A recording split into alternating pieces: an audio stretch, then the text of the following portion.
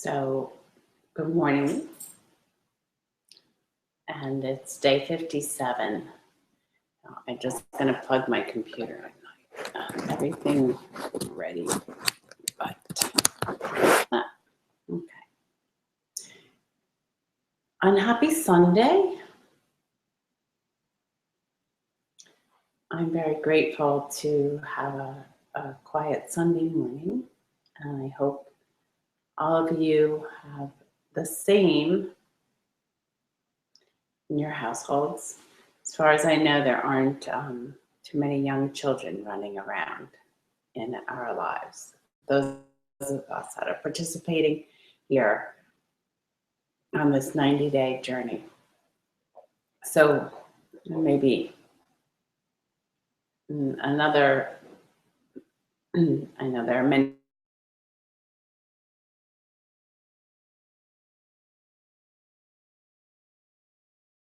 around sleeping. So let's see how that goes. I wanted to talk today on just briefly a little bit more about how we navigate the spaces that contain change. And I think we've talked about this before. We all are aware that things are impermanent, things are always changing, things are in flux, including who we think we are, our sense of self, the idea of a separate other or other people. They're always changing. There is really nothing that has a permanent, fixed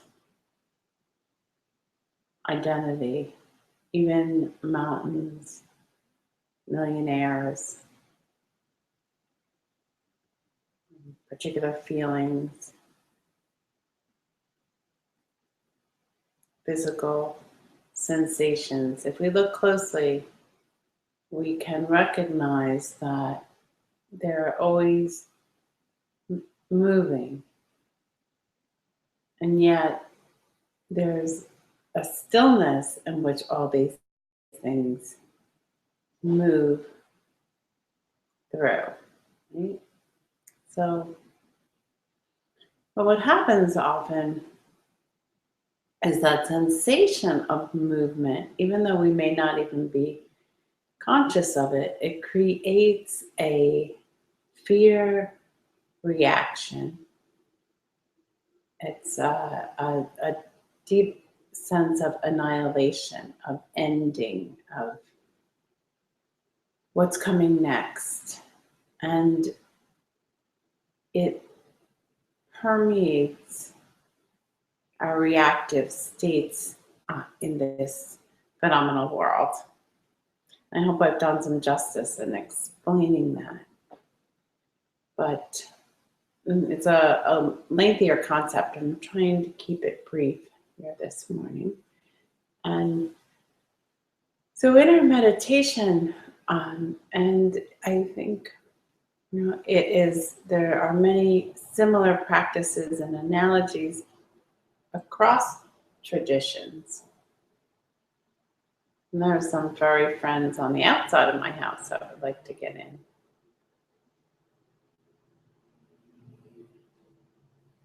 So across traditions, there is the same, or not the same, but there are similar practices where we learn to pause and we learn to,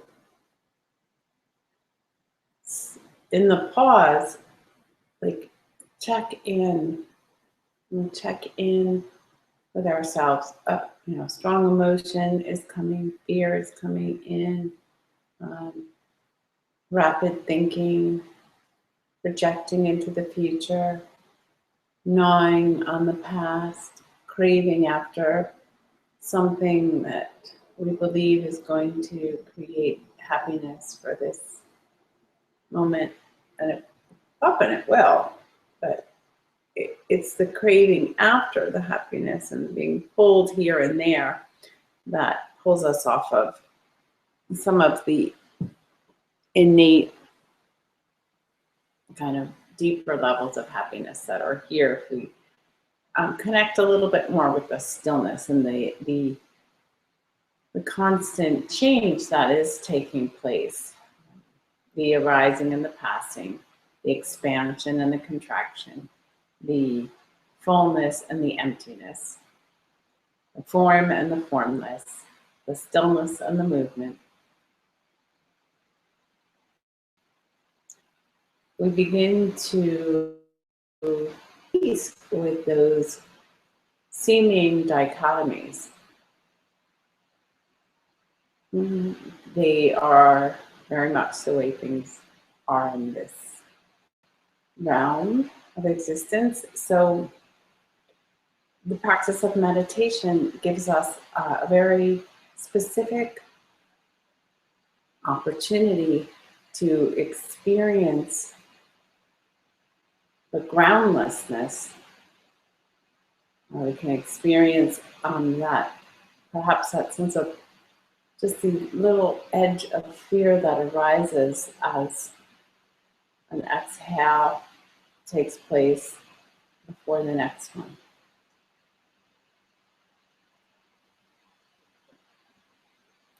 It's not even a fear, it's like an agitation. And so by staying with the breath, by learning to pause, we begin to consistently return over and over to the place of ground in this groundless world. And sometimes it's referred to as returning over and over and over to a relationship with God or a higher power or the ground of being, whatever, or the divine.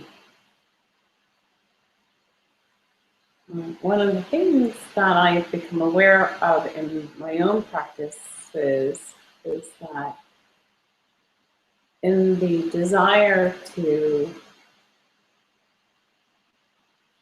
so we have these moments of perhaps bliss or great stillness, joy, and or perhaps we lose kind of the boundaries of our body dissolve. I know for me that has happened many times. The boundaries after some pretty intense yoga practices or deep levels of meditation, there has been this great expansiveness and spaciousness that has occurred, and it's just the taste of it is just delightful. However, those states don't remain, and that's one of the things that the Buddha came to accept in his long journey to understanding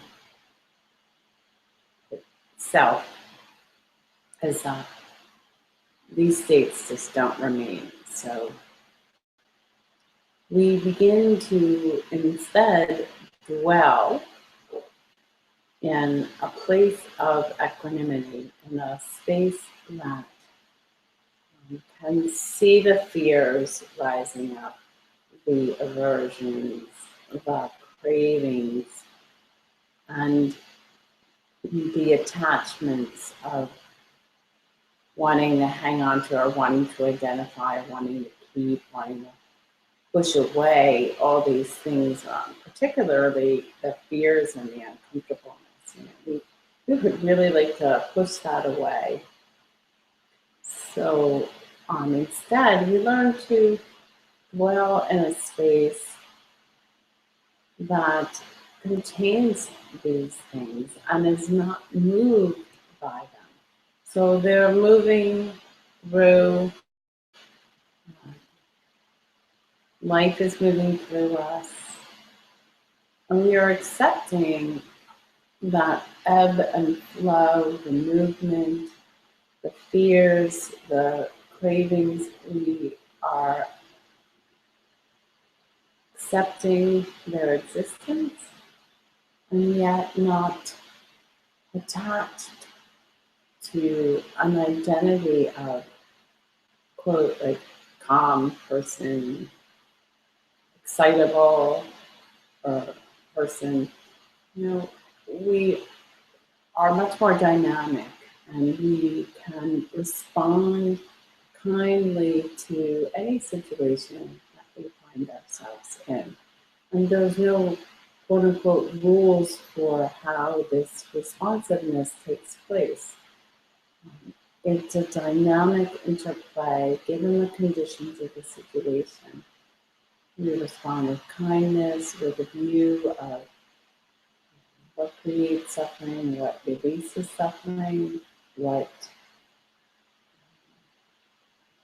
is available in each moment. So I had dinner with a friend of mine last night who was telling me about a new gentleman that came to a meditation class, and he designs weapons for the United States government. And he was very concerned and agitated and thought, I'm afraid I need to change my occupation if I am to follow this path of peace. And my friend had said, well, I don't know. That's going to be your own individual journey. Weapons are sometimes used to protect people that are powerless.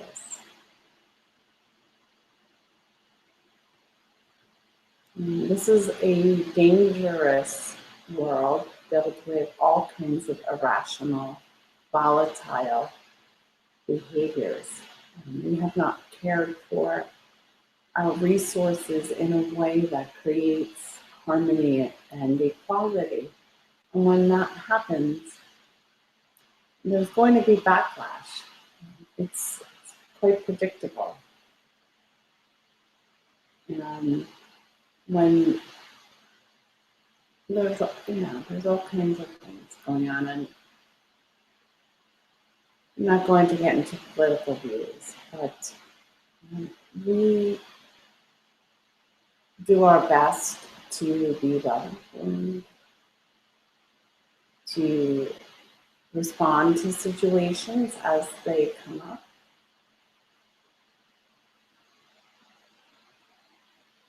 And we take control of our mind so that we're not pulled here and there. And the final thing that I want to say, I probably talked quite a bit here, is that when we learn through meditation and various pausing practices, mindfulness of what really matters most, whether it's service to God and others, or whether it's to a commitment to awakening and creating a society of awakening, a culture of awakening and care, whatever your own, or a culture of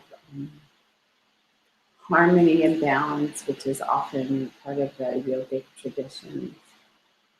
Which is very akin to our own, the practice that we've been doing here, of returning over and over and over again to a still point. So, the breath comes in, and then we return. The fear comes in, and then we return. And so we're really strengthening that muscle of bringing harmony back to the system. Gathering my thoughts.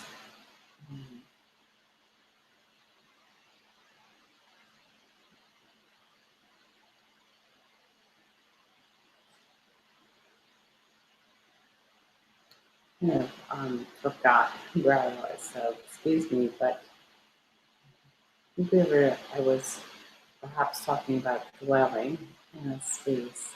No, it was not when we cultivate and strengthen the ability to dwell in this ever-changing, dynamic flow of life, and we give our heart fully to our intentions, whatever each individual intention is, to do no harm, to serve others, to see things more clearly, our deep connectedness, to care for those causes that create suffering, to walk lightly on this earth, aware of our footprint in all areas, whether it's in our interactions or our consumptions, our life. So we're less likely to run after distractions. Our distractions arise often as a way of pulling away from the felt experience of fear or annihilation or restlessness, dissatisfaction. So there's nothing inherently wrong with a distraction. It's having a wise approach, being able to sit with some of just the uncertainty in this life, but sitting with that while holding a great love and great purpose, or being held in great love and purpose. And it creates a life, to me, that's very much worth living. So let's be quiet here for a bit, and we'll do a 15-minute silent meditation. And I'll do some lead. So I have my timer back. Oh.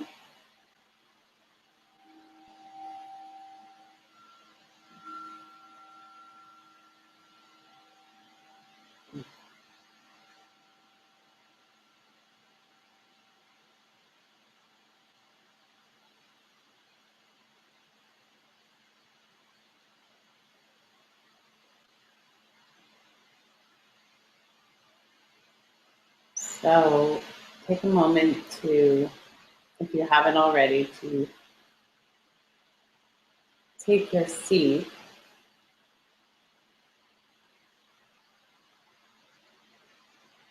And imagine, if you will, the crown of the head is extending to the furthest space that you can imagine out into infinity, up into the universe. Crown of the head is lifting, creating length in the body.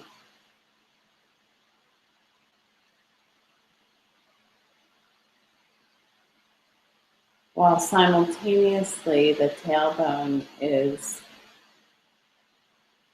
rooting downwards. So it's as if they're two opposing actions. There's a lifting and a grounding. In the back, the lower back is widening out to the sides and opening up long as the tailbone just rests down on the cushion below.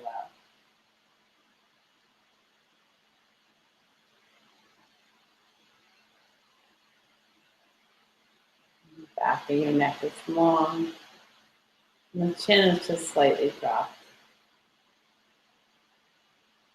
And in this position, the breath is able to flow freely. There's no physical blockages, which is helpful.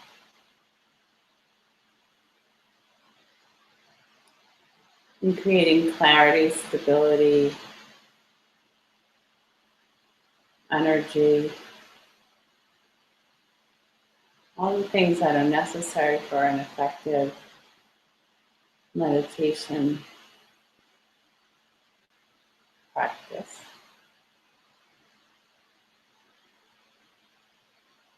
So imagine coming down from the crown of the head,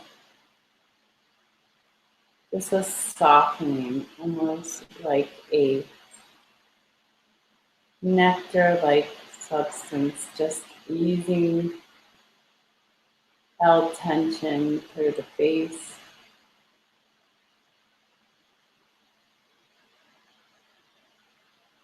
The energy is just moving downward through the jaw and throat,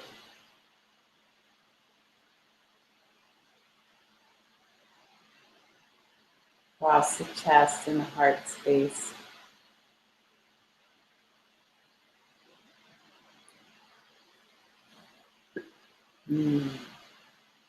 Down to the belly and the legs.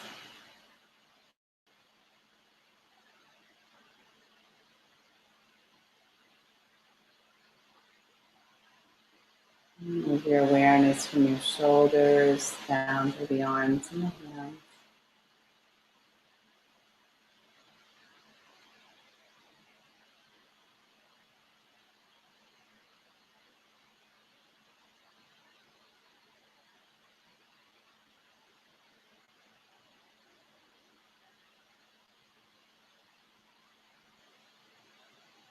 Place your awareness on your natural breath, feeling the expansion as breath comes in,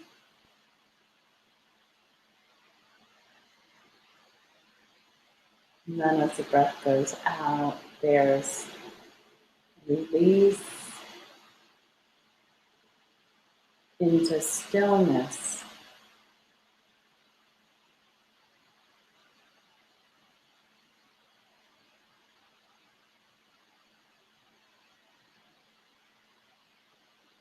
When the movement arises from that place of stillness,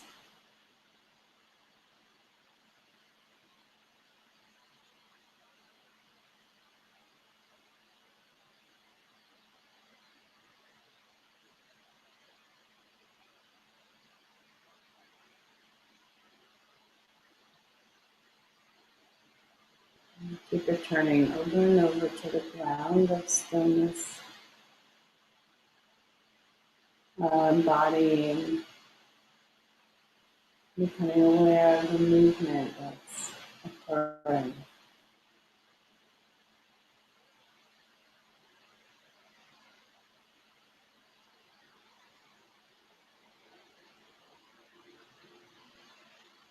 You might notice at the bottom of your exhale a slight, just a slight agitation before the inhale arises. But the practice of maintaining connection there, even as fear is arising, we're connected to the ground from which that arises. We begin to strengthen the mind of equanimity. It holds everything. It holds the wailing and the sobbing and the rejoicing and the fretting. So everything is allowed to bubble up and surface. Is allowed to have its own natural existence without us attaching to it,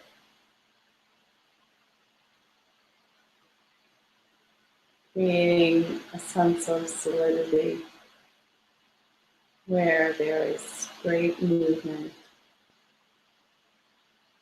If we take the seat of wisdom and love.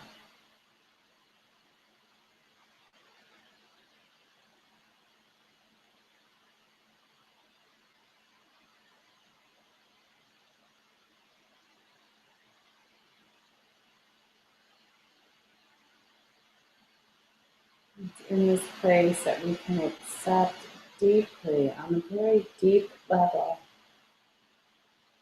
our own humanity, our own limitations, and the parts of ourselves that we may have pushed away in the past or rejected out of fear. And here they all have a place at the table. The table is so much bigger and wider and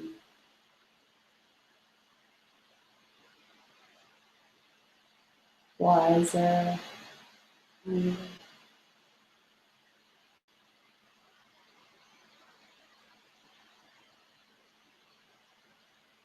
table has such a bigger view than our little bird's hole vision.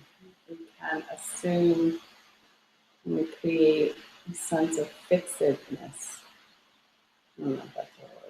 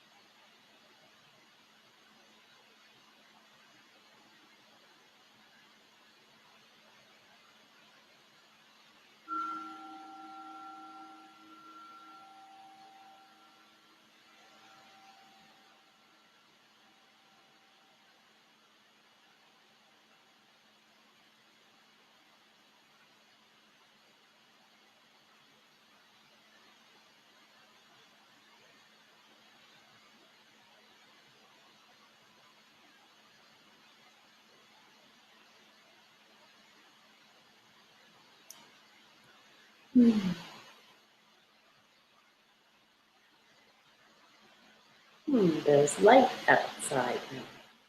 There's light outside. Have a wonderful day. Come here. Come here. Good boy. Come here. Come say hello. Come say hello. Come on. Come. Big fuzzy head. Big fuzzy head is here. Oh. And the birds. What are you doing? It's been a tough night, huh?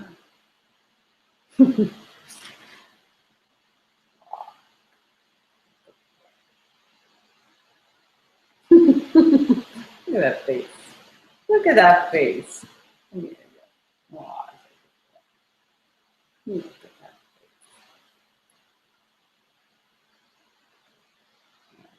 that. You can sit down. You can sit down. Go ahead. Sit down.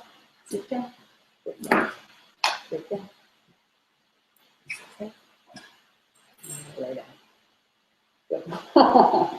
This blanket's too small over here.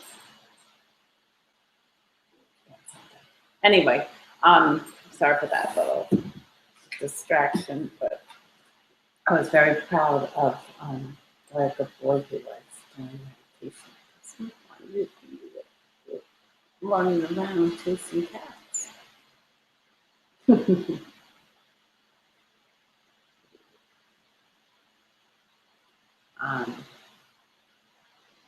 Have a wonderful day, and I hope to talk with you all soon.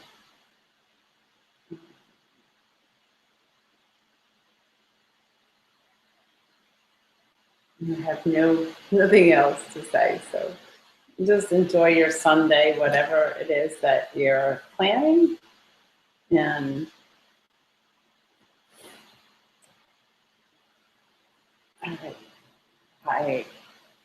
goodbye.